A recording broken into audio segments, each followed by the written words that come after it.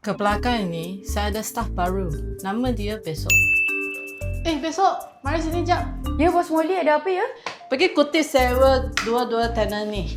Nama tenant hari ni dengan lusa. Jangan tangguh. Baik, Bos. Besok kutip sewa hari ni dengan lusa, sekarang juga. Besok, kenapa sewa tak masuk-masuk lagi? Bos, tak masuk lagi ke? Saya dah check banyak kali. Memang tak masuk lagi. Oh, saya baru teringat macam ni, Bos. Lusa bayar dekat besok hari ni. Kejap. Lusa bayar hari ni. Betul, Bos. Lusa akan cari besok untuk bayar hari ni. Tapi hari ni tak bayar lagi sebab hari ni nak bayar dekat besok lusa. Saya dah jam ni. Lusa bayar hari ni. Tapi hari ni bayar lusa. Ya, Bos. Lusa punya sewa akan bayar dekat besok hari ni. Hari ni besok janji besok akan bank in. Lepas tu, hari ni janji dia akan bayar dekat besok lusa.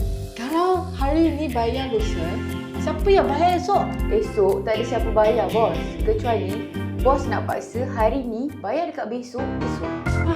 Hari ni, esok, lusa. Mana sewa saya?